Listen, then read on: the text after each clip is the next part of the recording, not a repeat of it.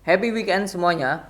Video kali ini aslinya menjadi request dari beberapa subscriber ya yang berkomentar di video-video tentang SMKM gimana, bahas prospeknya seperti apa dan lainnya. Banyak lah ya beberapa yang mengatakan seperti itu. Jadi saya membaca komen, aslinya saya awalnya melihat ini perusahaan apa gitu waktu membaca komen. Setelahnya saya membaca laporan keuangan, terus saya lihat teknikalnya, saya melihat ada yang bisa saya share tentang SMKM. Jadi video ini saya buat. Dan video kali ini melihat lebih dekat SMKM, yang mana beberapa hari terakhir mengalami kenaikan di atas 50% ya harga sahamnya. Apakah masih menarik? Apa ada something yang unik atau you name it yang bisa saya share? Nah, tonton video ini sampai selesai. Tapi sebelum lanjut, jangan lupa buat subscribe dulu channel ini. Karena kita setiap harinya akan selalu share terkait teknikal, bisa tentang fundamental, bisa tentang bedarmologi, bisa tentang ada series namanya saham bagi pemula. Karena itu series yang cocok buat Bapak Ibu atau teman-teman yang baru terjun di pasar modal. Jadi jangan lupa buat subscribe dulu. Oke? Check this out. Ini ada yang di komentar, ada dari @bacot3773, bahasa SMKM juga konstruksi bang. Lalu dari Wayan Yogi, ini SMKM apa kabar? Lalu dari Nyandar Amanderson, SMKM calon beggar, ada dividen, hutang kecil, cash flow besar, dan PBV 0,4, harga dari 1000, diskon Rp66. SMKM bos bisa arah berapa kali ya. Lalu ada lagi, ini masih sama ya, SMKM PBV 0,4, awalnya jatuh dari 1000, bagi dividen, cash flow besar, Senin arah 72, ntar bisa arah 5 kali enggak ya. Nah ini beberapa komentar ya terkait SMKM gitu. Dan saya lihat ya secara teknikal dia sempat ke 57, dan kalau saya melihat ya dari harga paling rendahnya di 54, bahkan rendahnya dia di 54. Nah ini 54, dia 54 sampai titik tertingginya ini 62%, bahkan titik tertingginya itu di 90. Ya ini di 90. Nah ini 66% kenaikannya, sudah 66% hanya dalam beberapa hari gitu. Dan saya cek di emitennews.com berita terkait dari SMKM ya. Yang pertama, turun terus dua saham ini dalam pengawasan BI, ini 14 September, jadi beberapa hari yang lalu. Dan waktu SMKM belum 14 September, berarti belum mengalami kenaikan. Ya mulai naik lah ya, besoknya langsung naik. Ada pemberitaan langsung esoknya naik 10%. Dan lanjut gitu. Tuh, lalu sebelumnya, nah ini sebelumnya di tanggal 26 Juli 2023, berarti saat beritanya rilis 26 Juli, harganya itu di sini di harga 26 Juli ya kisaran di 106 sampai 122 gitu, di sini di range ini. Nah, ini mengatakan di beritanya adalah kompak Intan Magdalena dan Dede Heriawan, saya jujur tidak tahu ini siapa, jual habis 111 juta saham SMKM dengan harga 126 per lembarnya. Nah, Intan Magdalena adalah selaku komisaris SMKM dan Dede adalah pemegang saham individu. Oke, berarti orang biasa lah ya. Serempak telah melepas seluruh kepemilikan sahamnya, seluruh di garis bawah ya, seluruh. Dimana kalau si siapa nih, Intan sebagai komisaris itu akan memperoleh 6,3 M. Sedangkan Dede, nah ini porsinya lebih gede ya. Dede 61 juta saham, harganya sama 126. Jadi nominalnya lebih dari 6,3 M. Dan yang menarik dalam hal tanda kutip ya, si Intan ini awalnya punya kepemilikan saham itu 3,99. Dan saat ini pasca penjualan menjadi 0 lembar. Jadi dijual tuntas gitu. Sedangkan Dede awalnya itu 4,87%, jadi 0 lembar, sama. Jadi sudah tidak punya kepemilikan sama sekali si Intan dan si Dede ini. Mungkin itu dulu, sebelum nanti akan saya bahas di akhir. Nah ini website dari si SMKM. website dari SMKM seperti ini. SMKM adalah sebuah perusahaan konstruktor umum dan desain interior yang berintegritas, unggul dan terdepan dalam bla bla bla ini. Didirikan pada 4 Februari 1981 gitu. Ini website dari SMKM. Sekarang bisa join grup belajar investasi saham. Bisa dengan bikin akun Mirai deposit 10 juta atau membayar 400.000 untuk selamanya. Gimana caranya? Link ada di deskripsi. Info lebih lanjut bisa hubungi ke DM Instagram kita.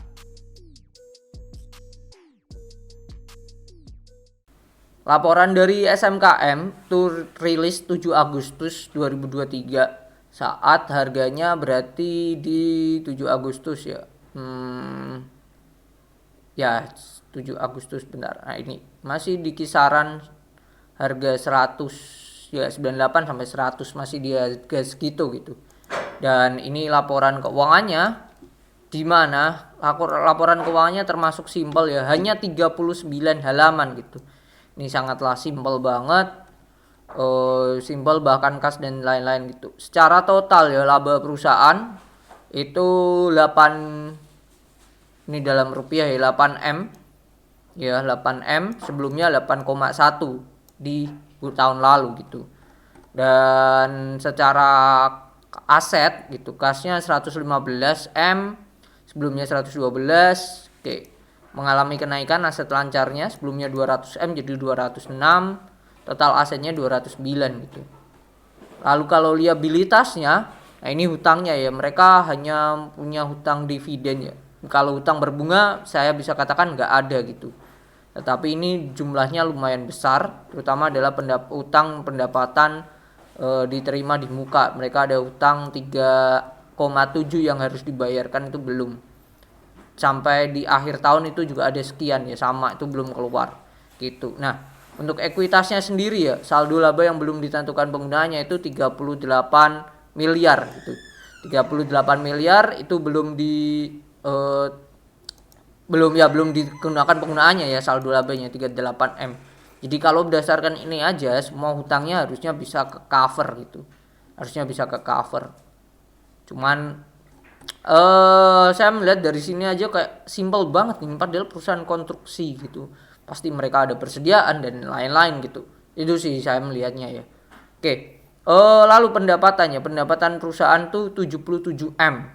Wow, 77M. Kalau kita cek dari note nomor 11 pendapatannya, kita cek pendapatan dari SMKM. Nah ini pendapatan usahanya, ini yang di atas 10% ya. Ada Kesatuan Nelayan Tradisional Indonesia, PT Pura Pak Tanjung Permai dan lain-lain lanjutnya gitu. Nah, bentar mana nih? Kalau kita lihat segmentasi pasarnya, nah ini dialokasikan berdasarkan geografisnya ya, Jawa dan non Jawa. Ini mayoritas pendapatannya hanya Jawa aja gitu. Non Jawa aja 77M. Jadi memang segmentasi pasar mereka di keluar Jawa gitu. Ini ya kalau ini lebih ke strategis perusahaan ya. Oke. Terus bebannya lumayan besar, sebelumnya 56 sekarang naik jadi 61 gitu. Padahal pendapatannya ya naiknya lumayan juga sih ya, bisa dikatakan linear lah ya. That's why net profitnya tidak mengalami perubahan yang signifikan gitu. Turun ya tapi nggak gede-gede amat gitu. Sama aja gitu. Oke, kita lanjut ke naik ke atas. Kalau kita lihat dari aktivitas arus kas ya, aktivitas operasinya dia jadi dapat duit ya 3M, 3,5 tepatnya. Sebelumnya nggak ada, sebelumnya minus 128M. Yang aneh adalah di tahun lalu gitu, dimana penerimaan kas pelanggan hanya 3M. Padahal secara laporan keuangan mereka mendapatkan pendapatan atau omsetnya totalnya tuh 70M. Gede banget gitu. Nah yang lainnya kemana nih, duitnya nggak ada, jauh banget. Dan ini pun cuma 38, harusnya 71 ya, range 70-an atau 60-an lah. Ini jauh banget gitu. Terus aktivitas investasi mereka keluar 130 untuk jual aset beli aset tetap sama aset berwujud. Oke, pendanaan mereka biasanya ini hubungannya dengan utang ya. Karena mereka nggak ada utang ya, cuman ini utang pembiayaan aja sih. Oke, that's why kas dan arus kas mereka naik. Jadi yang diomong tadi di komentar ya, di mana cash flow-nya tinggi. Ya ini benar juga, cash flow besar. Make sense kalau dibandingkan tahun lalu. Dah itu sih. Nah, kalau kita lihat dari lagi di sini mengatakan ada dividen gitu. Kita lihat ke profil dulu. Ternyata perusahaan ini tuh baru listing tahun lalu gitu, 2022 di Maret. Oke, IPO amount-nya 66. Terus kalau kita lihat ya, corporate action memang mereka habis bagi dividen Rp1 gitu. Rp1. Rp1 doang gitu. Berdasarkan laba 2022 9 miliar gitu. Oke, itu sih poinnya ya. Nah, nanti akan saya simpulkan di atas. Nah, kalau teknikalnya, nah ini kan melihat lebih dekat ya teknikalnya juga. Salah satu hal yang menurut saya aneh adalah unik adalah volumenya ya, dimana volumenya ini rapi banget gitu. Volumenya kalau Bapak Ibu perhatikan rapi banget, susun rapi banget. Bandingkan ya dengan saham model apa nih yang kecil ya, di KFT misal. KFT. Nah, volumenya kan beda nih volumenya. Atau saham-saham ini sama-sama konstruksi deh, TOTL ya. Ini gede sih tapi TOTL. Nah, volumenya tuh beda gitu. Bentar. Dan kita close dulu ini. Di close indikator, kita ke volume, populer aja, populer volume. Nah ini volumenya gak beraturan kan, kadang naik kadang turun gitu. Nah itu yang normal gitu. Sedangkan SMKM 3 malah ini volumenya rapi banget ya. Volumenya rapi banget, dari sebelumnya rapi banget, sejak mereka IPO rapi banget tuh. Dan ini sempat hilang terus sekarang ada lagi. Ini hilang, hilang. Something lah yang menurut saya ya. Dan secara teknikal pun saham yang udah naik tinggi ya be careful aja gitu. Apa yang naik tinggi akan turun cepat. Nah, dan saham ini bisa menjadi historikalnya sendiri. Dia sebelumnya naik kenceng banget, tapi tidak diikuti dengan yang namanya pondasi yang kuat. Habis itu ya dia akan turun cepat banget. Dari 1000 ke 100 ini gede banget nih. Gede banget penurunannya. Dan ini termasuk cepat loh. 10 Mei sampai 19 Juni. 1 bulan doang turunnya dalam banget gitu. Kalau kita hitung penurunannya itu berapa persen? 87% ya penurunannya. Gila banget gitu penurunannya. Gede banget ini. Itu sih, ini naiknya kenceng banget. Jadi saya mengatakan ini saham yang very high volatile. Jadi buat Bapak Ibu teman-teman yang tidak atau tidak terbiasa masuk yang volatilenya tinggi, lebih baik langsung di skip aja. Itu sih. Dan saya bisa katakan teknikalnya bahaya sih. Kalau saya melihat teknikalnya bahaya. Be careful aja. Dan ada hubungannya dengan yang ini. Ada hubungannya dengan Intan Magdalena dan Dede Hiriawan. Apa hubungannya? Kalau menurut saya simpel aja sih. Satu, saat komisaris pertama mempunyai saham kepemilikan di perusahaan tersebut, pasti kita akan mikir, oh komisarisnya aja selain di beliau kerja, beliau ini punya sahamnya. Berarti komisaris ini tuh punya pemikiran bahwa atau punya hal yang merasa ya saya memiliki perusahaan ini juga. Jadi saya kerja all out, saya maksimal, dan beliau membeli, berarti mungkin mempunyai pemikiran saham ini akan berada di harga sekian, nextnya harga wajarnya sekian. That's why beliau membeli. Itu ya kalau beliau seorang komisaris atau jajaran pengurus mempunyai kepemilikan sahamnya. Itu. Yang kedua, jikalau komisaris yang sudah punya terus menjual, jadi muncul pertanyaan, apakah sudah nggak menarik? That's why komisarisnya melakukan penjualan. Sesimpel itu aja sih, sesimpel itu. Karena kenapa kalau beliau sudah punya kenapa kalau beliau merasa masih bagus, masih oke, kenapa dijual gitu? Poinnya di situ. Dan mungkin akan menjadi perdebatan lagi ya. Kalau beliau niatnya cari untung, kenapa kok nggak dijual di harga 1000-an? Ya bener juga, kenapa nggak dijual di 1800, 900 waktu harga naik kencang? Kenapa? Nah itu akan muncul perdebatan. Tapi alangkah lebih baiknya dengan hal komisaris menjual itu, menurut saya ada something di situ. That's why saya akan mengatakan untuk SMKM meskipun harganya naik kencang dan lain-lain, untuk invest saya bisa katakan masih banyak saham yang lain.